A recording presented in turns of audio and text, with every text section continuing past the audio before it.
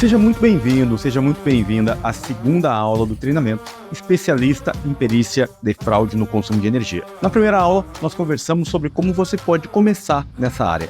Nessa aula, nós vamos conversar sobre os tipos de fraude, quais são os principais documentos de um processo e quais são as etapas de uma perícia de consumo de energia. Essa foto é de uma fraude e mostra um desvio de energia no borne do medidor. Já essa outra foto é de um medidor eletromecânico. Ele teve um lacre rompido e o cabo foi cortado, permitindo que o cliente reduzisse o consumo de energia. Aqui nós temos um medidor eletromecânico que teve a bobina queimada por injeção de corrente contínua. Essa foto mostra uma chave de aferição. Nesse caso, foi instalado um dispositivo que funcionava por controle remoto, permitindo manipular o consumo de energia. Pode parecer difícil, mas para trabalhar nessa área é muito mais fácil do que parece. Só que você precisa saber o que fazer em cada uma dessas situações. E isso é o que eu vou te explicar nessa aula. Nós estamos na segunda parte de uma escalada para que você se torne um especialista em perícia de consumo de energia elétrica. Oi pessoal, tudo bom? Gostaria de me apresentar. Sou engenheira eletricista. Atuei durante 30 anos nessa área. E recentemente resolvi começar na área de perícia judicial. Foi quando procurei pela internet e encontrei os cursos da perícia elétrica. E, através dos seus mentores, do engenheiro Daniel e o engenheiro João, eu tive a oportunidade de conhecer um pouco mais do trabalho. Eles me motivaram e incentivaram a iniciar. E assim comecei. Fiz o primeiro curso, o curso de fraudes no consumo de energia elétrica. E com isso, eu consegui ter uma base forte, principalmente pela forma como é ministrada a aula. É bem prática e direto ao assunto. Além de tudo, tem um diferencial muito grande, que a gente tem o apoio deles, mesmo depois que se faz o curso, né? Em menos de 2 meses, já fui nomeada em 2 processos. Até levei um susto no primeiro, que foi tão rápido. Em 1 semana eu fui nomeada. Esse processo, inclusive, já foi encerrado, já fiz o laudo. Foi tudo bem, já recebi e já fui nomeada em outro processo e um dos advogados do primeiro processo gostou do trabalho e já me convidou para atuar como assistente técnico em um outro processo que ele pegou. Vale a pena, faça um curso, não é bicho de 7 cabeças, então para o pessoal que está começando também vale a pena. É bem prático o curso, vocês vão ver que vale a pena fazer e que a gente ainda tem, como eu já falei anteriormente, esse diferencial da gente ter o apoio dos mentores. E isso nos dá força para a gente ir, a gente se sente seguro, porque no meio de uma perícia dessa, se você se sente seguro e você quer um apoio, você pode contar com eles. Eles sempre respondem o WhatsApp e isso, assim, eu acho que eu já fiz outros cursos, não nessa área, mas em outras áreas, e eu senti muita dificuldade justamente por isso. Você faz um curso online, vai lá, fez o curso, depois acabou, a gente não tem esse apoio do instrutor. E a perícia elétrica tem esse diferencial. A gente tem o apoio e isso faz com que a gente cresça cada vez mais. Seja muito bem-vindo, seja muito bem-vinda ao nosso segundo dia do treinamento especialista em fraude no consumo de energia elétrica. Hoje nós vamos dar continuidade ao que nós vimos na aula 1. Portanto, se você não assistiu a aula 1, tá tudo bem, pode assistir agora, mas depois, para você poder continuar entendendo o que nós estamos falando nessa aula, você vai precisar assistir a aula 1. Ok? Meu nome é Daniel Machado Duarte, sou engenheiro eletricista, fundei a perícia elétrica. O objetivo hoje aqui é explicar para vocês de maneira muito prática como que você pode começar na área de perícia. E se você já tem experiência, pode ficar tranquilo, pode ficar tranquila, porque o conteúdo que eu vou passar aqui vai com certeza agregar um pouco mais na sua vida. Tenho absoluta certeza, porque cada vez que nós conversamos com um profissional, cada um tem uma certa experiência e isso é uma fusão de experiência e sempre gera alguma nova ideia para que a gente possa incorporar no nosso modelo de negócio, na nossa empresa. Para quem é esse treinamento? Para quem entende que trabalhar com perícia elétrica é algo muito específico, não é em uma aula que você vai aprender, então eu não quero dizer para você o seguinte, você vai assistir hoje essa aula e você já vai sair sabendo de tudo. também não caiam naquelas propagandas enganosas.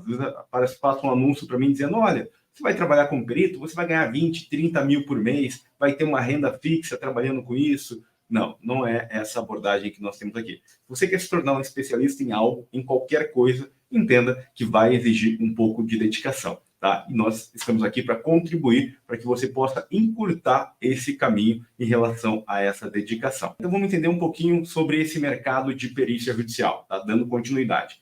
Nós temos várias oportunidades, só que entre essas tantas oportunidades, ou seja, de tudo que eu posso, o que vale a pena me dedicar? Obviamente que o que eu vou me dedicar é aquilo que tem uma demanda maior no mercado. Quando nós falamos em fraude no consumo de energia elétrica, isso tende, inclusive, a aumentar cada vez mais. Para entender isso, é muito simples. O valor da energia elétrica aumentando cada vez mais, desemprego também aumentando cada vez mais. Ou seja, é uma combinação para que as pessoas que estão ganhando cada vez menos dinheiro façam cada vez mais fraudes, irregularidades. Tem muitas pessoas que criticam o governo em relação a impostos, enfim, não é esse o ponto, mas o fato é que toda essa indignação somada ao desemprego, a uma inteligência artificial que vai contribuir com isso tudo, automação, vai fazer com que muitas pessoas passem a fazer mais fraudes. E as concessionárias já entenderam esse jogo e têm aumentado cada vez mais a quantidade de fiscalização. Foi o tema da nossa aula 1, onde eu expliquei como que é identificado uma fraude, quais são os procedimentos, mostrei cases, inclusive,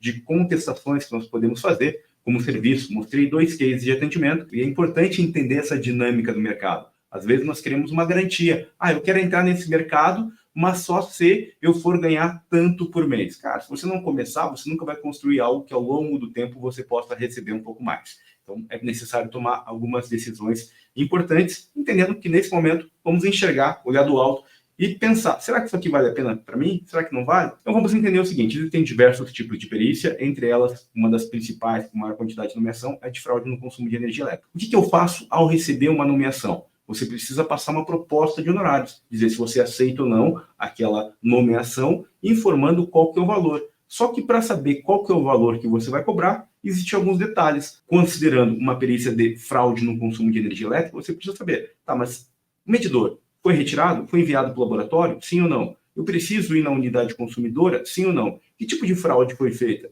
Quais são os documentos que eu posso analisar nos autos do processo? Ou seja, quando você recebe nomeação, você tem acesso ao processo. E ali tem uma série de documentos. Quais são esses documentos que eu preciso analisar? Quais são as possibilidades, os tipos de fraude? Quando eu posso ir no local? Quando eu devo ir no local? O que eu tenho que levar em consideração? Esse é o tema dessa nossa aula hoje. Nós temos que entender o seguinte, vamos para a prática. Se eu quero trabalhar com isso, eu preciso entender quais são as situações que eu vou encontrar na prática. No caso de uma fraude no consumo de energia elétrica, existem algumas possibilidades. Entre essas possibilidades, aqui nós temos as principais, não tem como fugir a isso. Pode ser um desvio de energia antes da medição.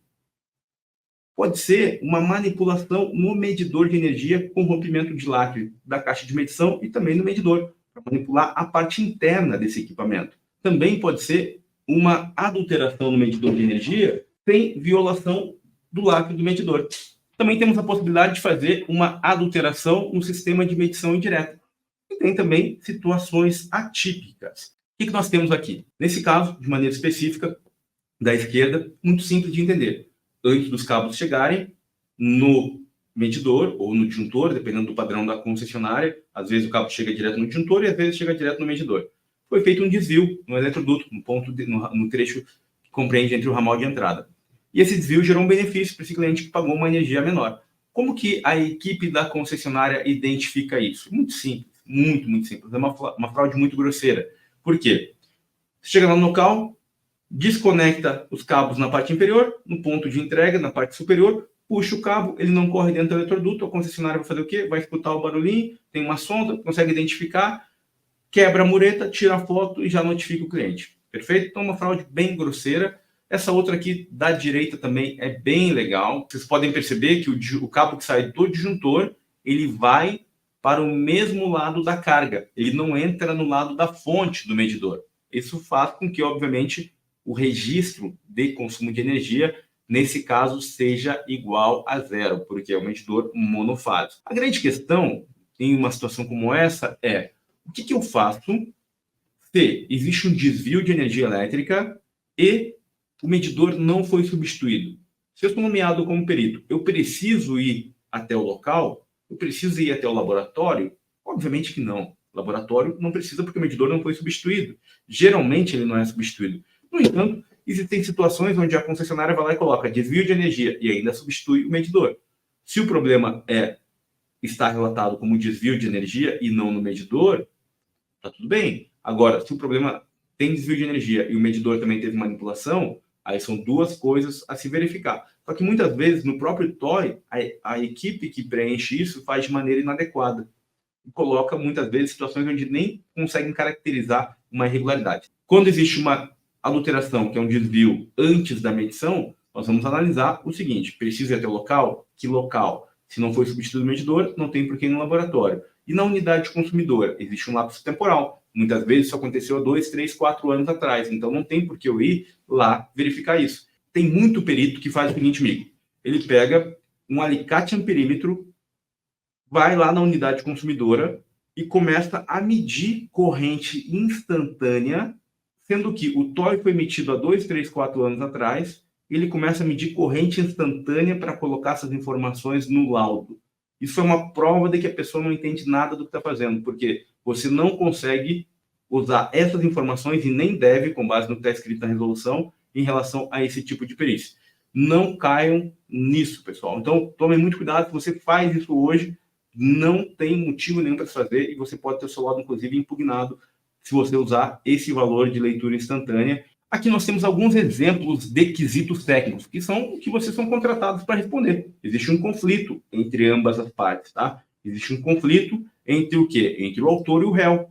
Nós temos um autor e um réu que tem divergências de opiniões em relação a um fato, né, a uma situação que aconteceu, tá? Onde a concessionária muitas vezes relata que teve uma fraude, esse outro cliente da concessionária fala não houve uma fraude, ou então o valor é abusivo, existe um conflito. E o juiz aqui no meio fala, cara, eu não entendo nada sobre isso, eu preciso de um perito, de uma perita para me dar uma opinião. Então, o juiz vai nomear esse perito ou essa perita e as partes também vão ter os assistentes técnicos delas. A concessionária geralmente vai usar o próprio corpo técnico dela. Agora, o cliente da concessionária vai procurar o quê? Um advogado, ou então pode ser que ele chegue para você nesse momento e pergunte o seguinte: olha, Carlos, Jason, Vitor, Cláudio, quem você conhece que trabalha hoje como assistente técnico? Porque eu tenho um problema aqui. Eu recebi uma multa de R$76 mil da concessionária de energia.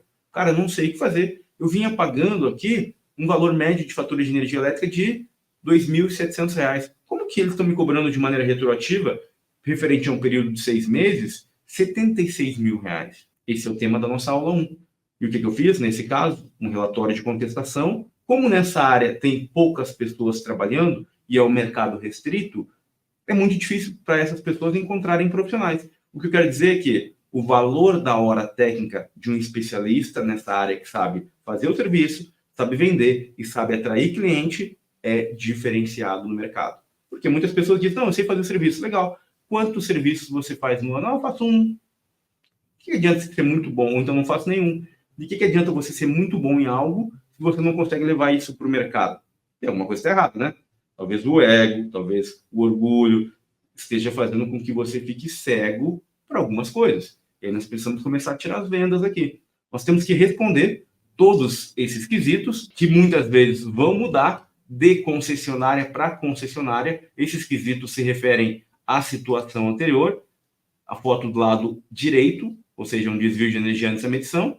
Isso aqui era o que tinha que ser respondido. Só que, se fosse uma outra concessionária, uma outra pessoa fazendo, teria mudado bastante, seriam outros quesitos, entende? Então, nós temos que saber lidar com a situação na prática. Aqui nós temos um outro caso, que é uma situação de um medidor que foi adulterado. Nós temos aqui um medidor eletrônico, e esse medidor eletrônico teve os lacres adulterados para que pudesse ser acessado a parte interna. Que lacre, Daniel? Os lacres da caixa de medição e também os lacres do próprio medidor. O que nós temos que fazer em uma situação como essa?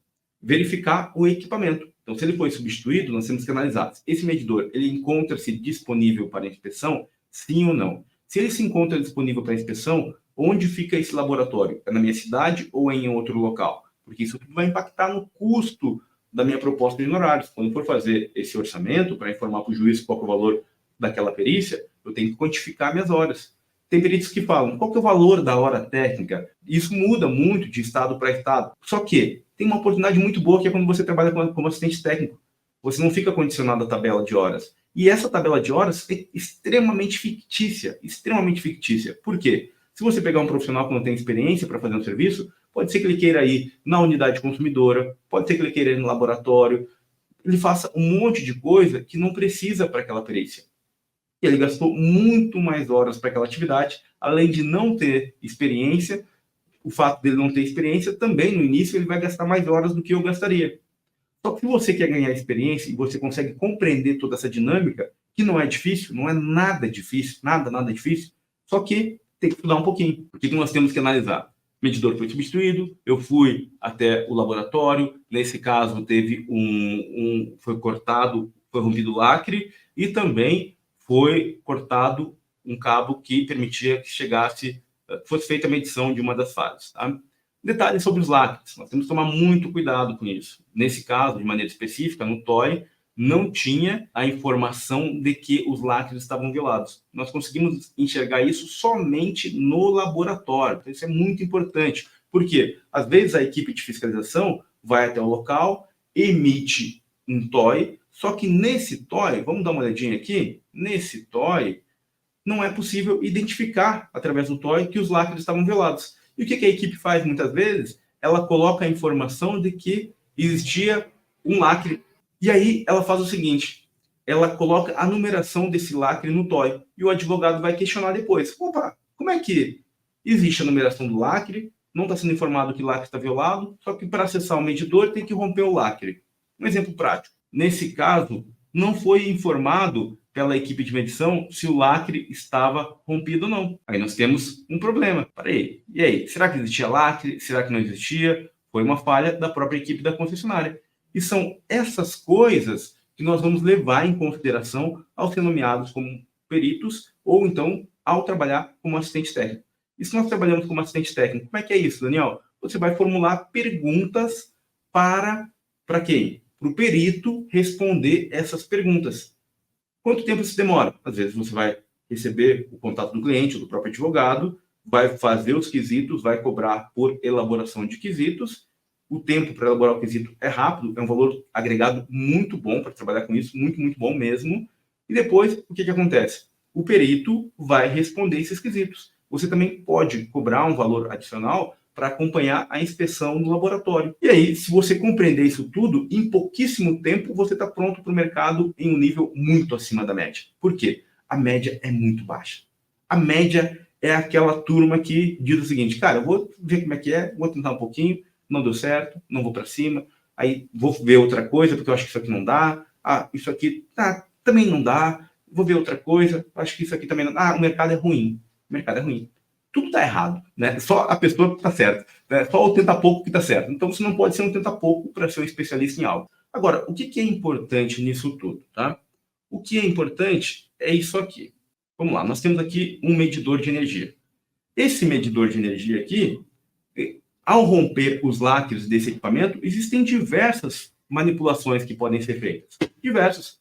Uma delas pode ser aumentar o atrito no disco, para que ele passe a registrar um consumo menor. Podemos fazer uma queima na bobina por injeção de corrente contínua. Tem pessoas que falam, Daniel, cara, mas não existe mais esse medidor. Não se engane, tem muito equipamento como esse ainda instalado no Brasil. Inclusive aqui em Curitiba, eu estava caminhando na rua e analisando diversas residências e condomínios com esse tipo de equipamento.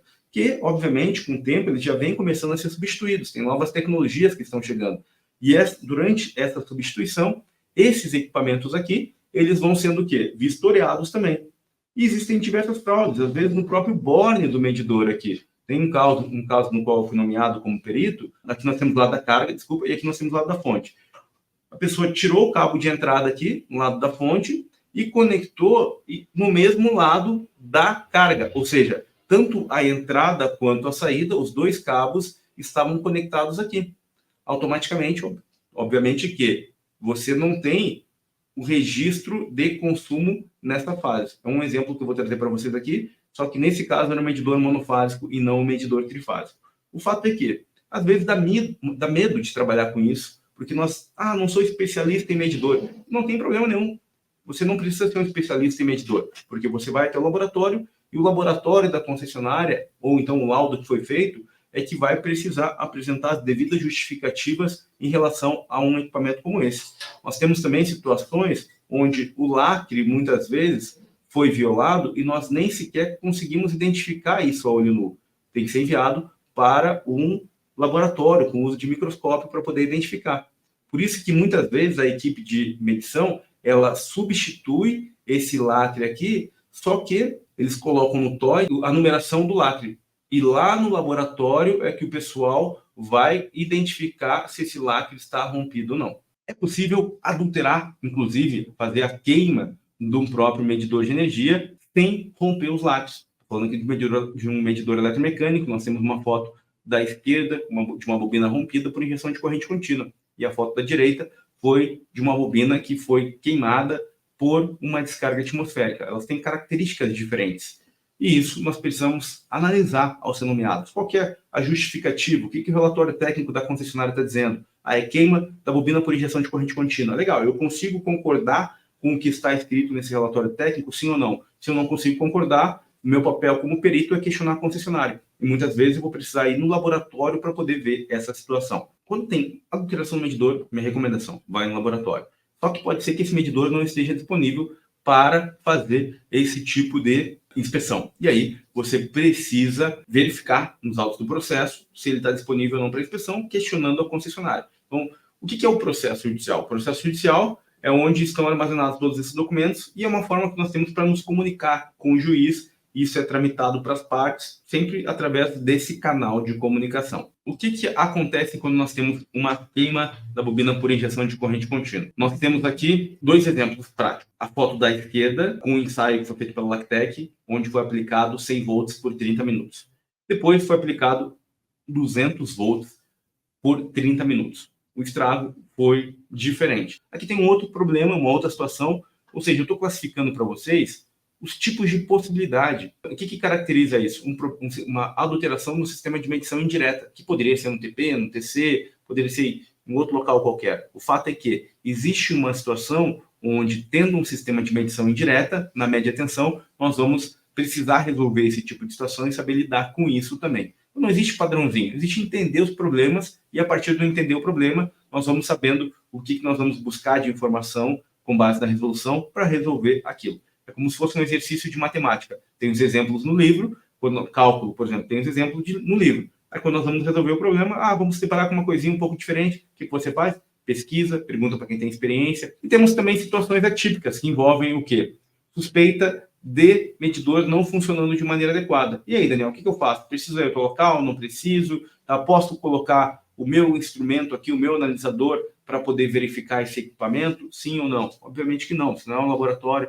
Tem muita gente que paga esse mico, gasta tempo, cobra do cliente, coisa que não vai ter resultado lá na frente. Então, tomem cuidado com isso, beleza? Quem faz calibração no equipamento é o próprio laboratório, que pode ser o laboratório da concessionária de energia ou então um laboratório terceirizado. Então, se existe uma suspeita de medidor não funcionando de maneira adequada, mesmo que isso esteja sendo discutido por uma via judicial, o que você vai fazer? Vai pedir para que isso seja resolvido através do relatório que vai ser feito por um laboratório, que pode ser da própria concessionária ou então um laboratório externo.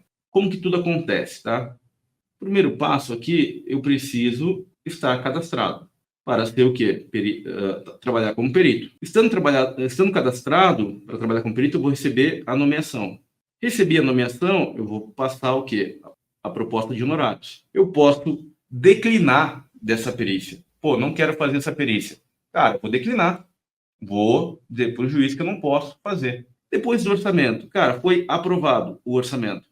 Às vezes, o que acontece? Eles vão dizer o seguinte, olha, esse valor está muito alto, não dá, então pede para reduzir, ou até mesmo troca um perito, você tem que justificar o valor, ok? O fato é que acontece isso, foi aprovado. Você pode pedir o adiantamento, 50%. Você faz a visita, sim ou não, depende da situação, e aí nós vamos fazer o laudo. Ao fazer o laudo, nós vamos ter o quê? Talvez quesitos complementares para responder. O advogado de uma das partes pode ter que peça para você justificar alguma coisa, e aí depois você finalizou o processo e recebeu o dinheiro. Então, esse aqui é o fluxo quando você está cadastrado no tribunal. Você vai ser nomeado, tá? Ao ser nomeado, você passa o orçamento, vai ser aprovado, tal. Show de bola, galera. Isso aqui, às vezes, demora bastante tempo. O TOI, ele foi emitido aqui, ó, no caso de uma fraude. Foi emitido aqui atrás. Quanto tempo se passou até que isso ocorra, até que o perito seja nomeado? Às vezes, 2 anos, às vezes 3 anos, às vezes um período até maior do que isso. Então, o que nós temos que levar em consideração? Que existe 2 possibilidades. Tá? Nesse caso aqui, de maneira específica. Para esse problema, nós também podemos atuar aqui como assistente técnico. O que o assistente técnico vai fazer? Ele vai elaborar quesitos para que o perito, ao fazer o laudo, responda esses quesitos técnicos. E se o assistente técnico não concordar, ele pode fazer o quê? Um relatório técnico com o objetivo de anexar esse relatório técnico juntamente com os quesitos complementares. E o advogado vai tentar impugnar esse laudo do perito. Agora, tem outra possibilidade aqui, que é o seguinte, vamos entender isso em uma linha do tempo. Existe uma situação onde foi emitido TOI, ou seja, foi feito termo de ocorrência e inspeção, foi emitido pela equipe da concessionária, que é um documento que a concessionária de energia emite quando substitui esse equipamento.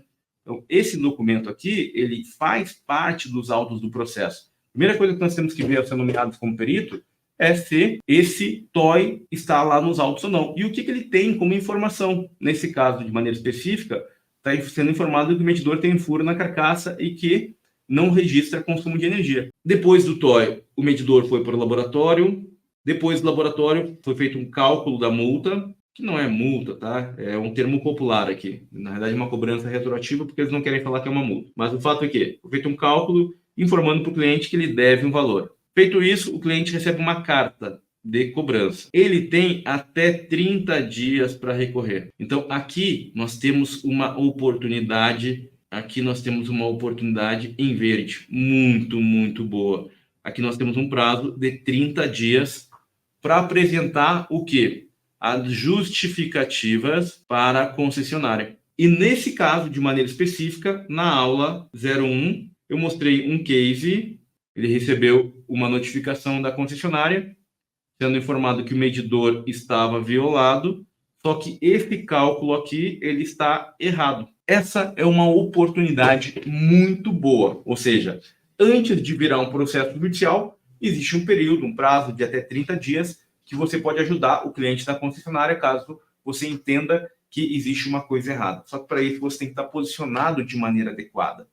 Ou seja, muitos profissionais que estão somente no judiciário estão perdendo esse tipo de oportunidade. E é ótimo porque surge oportunidade. O mercado é muito maior do que a quantidade de pessoas dispostas a trabalhar com isso, entendendo o que precisa realmente ser feito. E às vezes a pessoa entende o que precisa ser feito, só que ela não está disposta a pagar o preço da mudança que ela precisa ter para fazer. Isso se chama zona de conforto. Trabalhar com perícia é uma jornada, onde nessa jornada, o que nós temos que ter em mente? Que existem etapas. Então, parabéns por estarem aqui nesse momento. Se você não assistiu a primeira aula, assista, ok? Nesta aula, nós entendemos sobre os tipos de fraude, que nós temos quais são os tipos de fraude.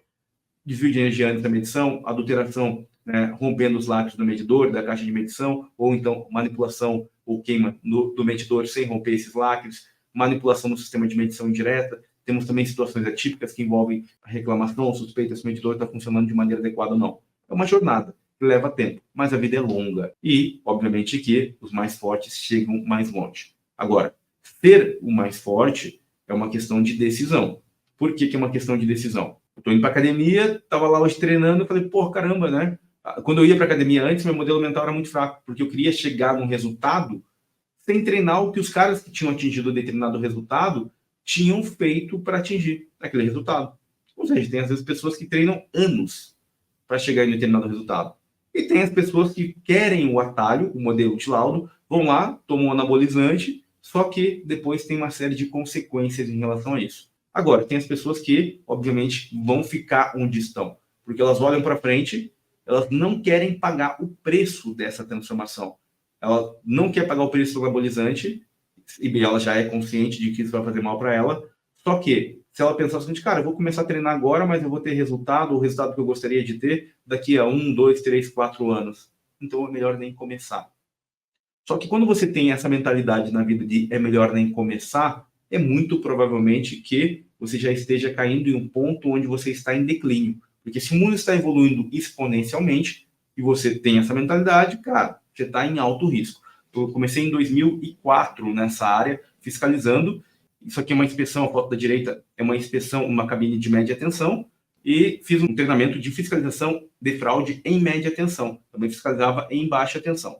E por que isso é importante? Nós precisamos, cada vez que nós queremos entrar em uma área, entender o problema. E qual que é o problema? Hoje tem muita terceirização desse tipo de atividade pelas concessionárias de energia, e elas não investem mais em capacitação. Na época, até investem, mas muito pouco. Naquela época, quando eu comecei a trabalhar com isso em 2004, há 20 anos atrás, eu fiquei praticamente quase 2 meses no hotel fazendo treinamento na capital, no Rio Grande do Sul. Depois eu fui trabalhar em Uruguaiana, fronteira com a Argentina, só fazendo treinamento.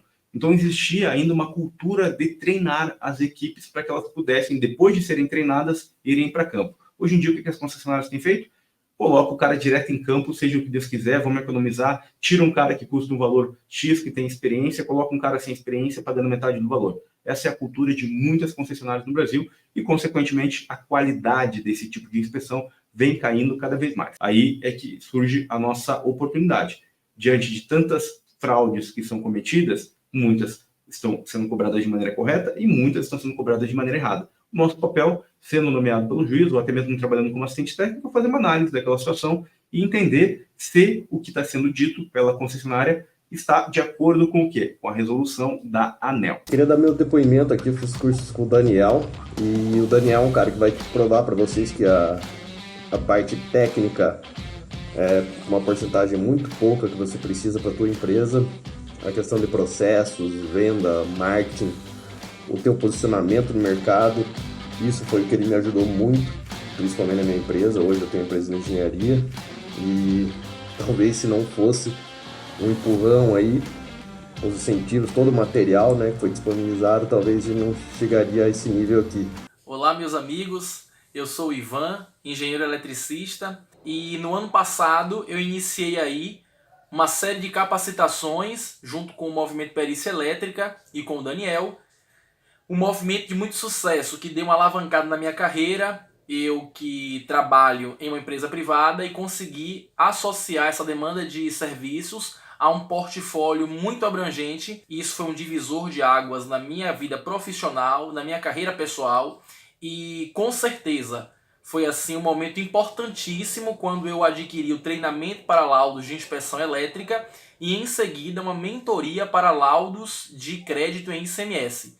Então, fazer parte desse movimento, treinar com o Daniel, foi assim algo extremamente especial e importante na minha vida, onde eu consegui conhecer um portfólio de serviços que eu não conhecia, receber aí dicas, modelos, planilhas, conhecer como se faz gestão de clientes, prospecção, gestão de negócio, empreendedorismo. Então, com certeza, foi um movimento importante na minha vida e eu gostaria que todos nós, todos os profissionais da área elétrica estivessem na mesma sintonia, na mesma batida. Então, com certeza, fazer parte do movimento Perícia Elétrica como um aluno, tomando capacitações, foi crucial na minha carreira profissional. Um abraço!